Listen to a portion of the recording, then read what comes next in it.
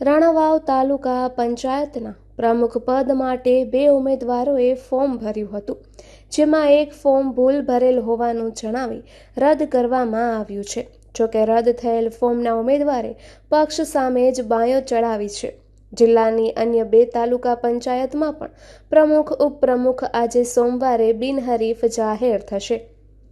પોરબંદર જિલ્લાની 3 તાલુકા પંચાયતની ચૂંટણીઓમાં ભાજપનો ભગવો લહેરાયો હતો, જેમાં પોરબંદરની 22માંથી 20, રાણાવાવની તમામ 14 બેઠક તથા કુતિયાણાની 15માંથી 14 બેઠક ભાજપના ફાળે ગઈ હતી।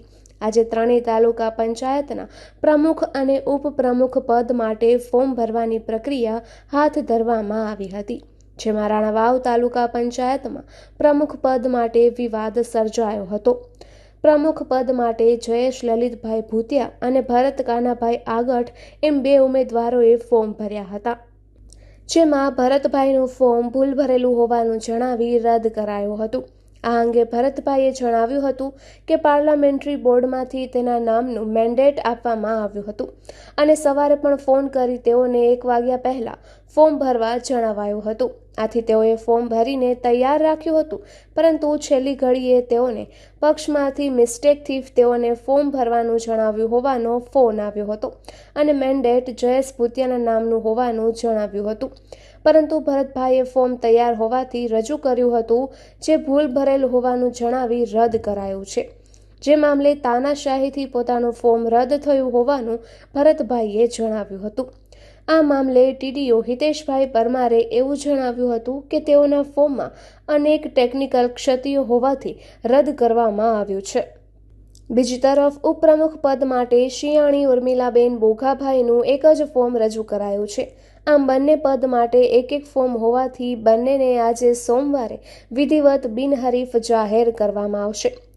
પોરબંદર તાલુકા પંચાયત પ્રમુખ પદ માટે પ્રતાપભાઈ પરબતભાઈ કેશવાલાએ અને ઉપપ્રમુખ પદ માટે લલિતાબેન પ્રવીણભાઈ માવદિયાએ દાવેદારી નોંધાવી છે, તો કુતિયાણા તાલુકા પંચાયતમાં પ્રમુખ પદ માટે રાણીબેન સામતભાઈ પરમાર અને ઉપપ્રમુખ પદ માટે મીતુબેન મહેન્દ્રભાઈ સંતુકીએ ફોર્મ ભર્યું છે।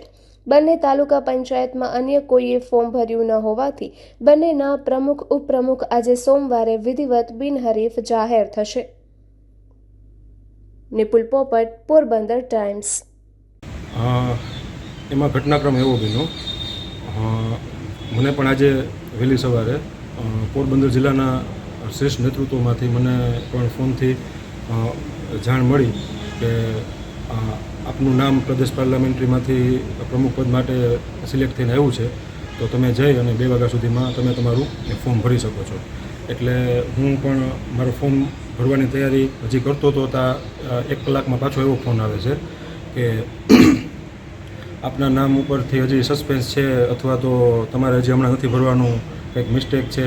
તો આવી જે ભારતીય જનતા પાર્ટીની જે પ્રથમ તો પ્રદેશ પાર્લામેન્ટરીના આદેશનું ઉલ્લંઘન કરી અને સ્થાનિક નેતૃત્વ દ્વારા સ્થાનિક લોકોને અથવા અંગત લાગતા વળગતા લોકોને પ્રોત્સાહન આપવા માટે મારી સાથે અન્યાય થઈ રહ્યો છે એવું મને લાગતું હતું, એટલે મારે ના છૂટકે મારે શિસ્તમાંથી બહાર આવવું પડ્યું। બાકી હું ભારતીય જનતા પાર્ટીનો 15 વર્ષથી વફાદારીથી કામ કર્યું છે મેં, છતાં પણ મારી યારે મને એવું લાગ્યું કે મને અન્યાય થઈ રહ્યો છે, એટલે મેં ફોર્મ ભર્યું।